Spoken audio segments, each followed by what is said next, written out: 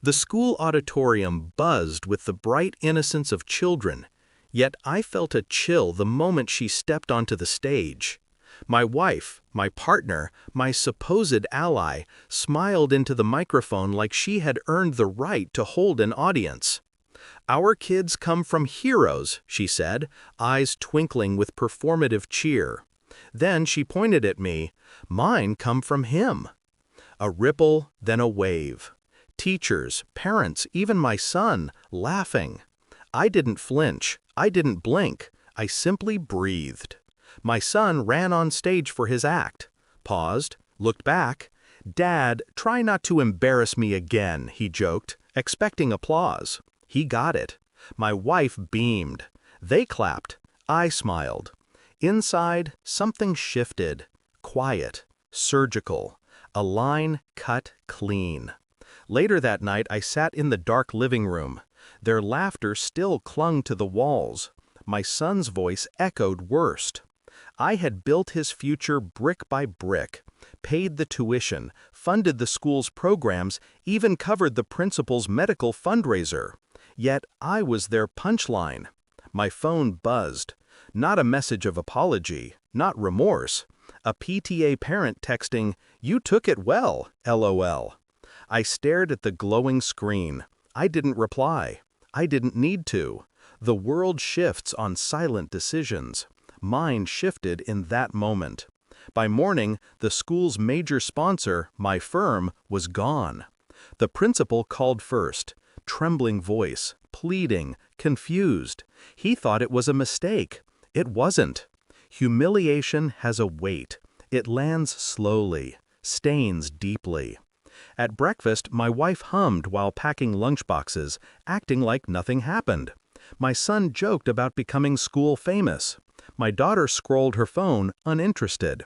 My family didn't notice the silence they had carved into me. She kissed my cheek out of habit, warm lips, cold intention. "Big man, don't forget parent council meeting Friday," she said lightly. "We need you to look supportive." Supportive? I nearly laughed. Instead, I nodded, controlled, measured, still. Truth, the joke wasn't the betrayal, it was the revelation. They didn't see me. They used me. A wallet, a safety net, a stage prop for her perfect mother persona. That night, I lay awake beside her. She slept soundly, comfortably, as if my dignity were disposable. I stared at the ceiling and let realization settle. They didn't just embarrass me. They dismissed me. They believed I would always stay. People make mistakes, but this wasn't that. This was entitlement. Disrespect fossilized over years, fed by comfort I created. I turned my face from her. I had decisions to make. Revenge is never the first instinct. It is the last resort of a man who has exhausted civility. I watched them the next days, observed, measured. My wife giggling on calls with PTA mothers, recounting the best joke of the night. My son filming TikToks about strict dads. My daughter buying clothes online, her cart funded by cards I paid. They were comfortable, too comfortable. I moved money quietly, liquidated shares carefully, reassigned business ties. My firm's sponsorship vanished, but that was only the start. I booked a flight, Switzerland, my quiet retreat, a home none of them had seen. I told no one. At dinner, she said, "We're low on the entertainment fund this month. Can you transfer another 100? Another 100, like a reflex, not a request, an expectation. I smiled, of course. Inside, gears clicked.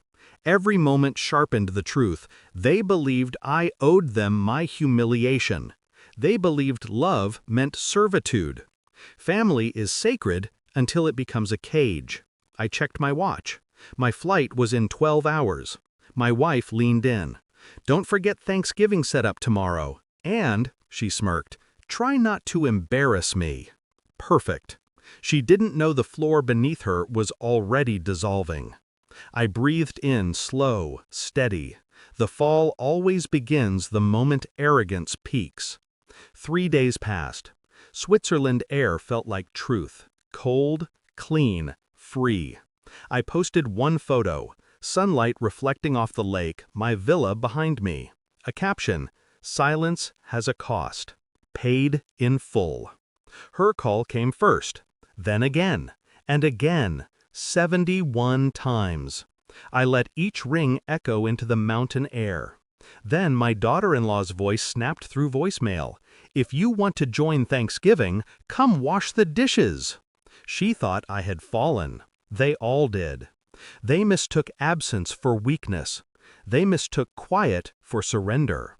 I sent no message, no anger, no plea. Instead, I transferred the last piece, ownership documents for their credit cards and school accounts, all closed, clean, untraceable. By evening, the principal messaged, "We're ruined without your support. Please reconsider." Your family said, "Family." Interesting word. I answered with a single sentence. Support should not be mocked. Silence followed. Silence always tells the truth. When I finally answered, she was sobbing. "You left? You didn't tell us? People are asking questions." "Oh," I said softly, "you noticed I exist?"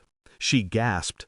"Don't be dramatic. Come home. Fix this. Fix this," like I spilled the glass she knocked over. "I funded your comfort," I murmured. "You funded my humiliation." She stuttered. "It was a joke! You're overreacting." There it was, the real betrayal, minimization. "How's the school handling losing its biggest donor?" I asked. A beat. Tears choked her voice. "You wouldn't destroy us over a joke." I closed my eyes and let truth settle like winter frost. "Loyalty," I whispered, "is not a joke." I ended the call. Her messages poured in. Apologies, please. Suddenly, I mattered. Convenient. Funny how respect blooms only when privilege dies. Alps outside, silence inside. A peace I hadn't felt in years. Power isn't loud. It's the choice to walk away while others drown in the noise they created. I didn't seek revenge. I restored balance. They wanted me invisible until they needed saving, so I granted their wish. I disappeared. I sipped my coffee, watching sunlight crawl over snow. I had lost a family? No, I had lost illusions. Family that mocks you in public is not family. It is dependency wearing love's mask. The final message came. "We didn't know you'd break like this." I smiled slowly. I didn't break.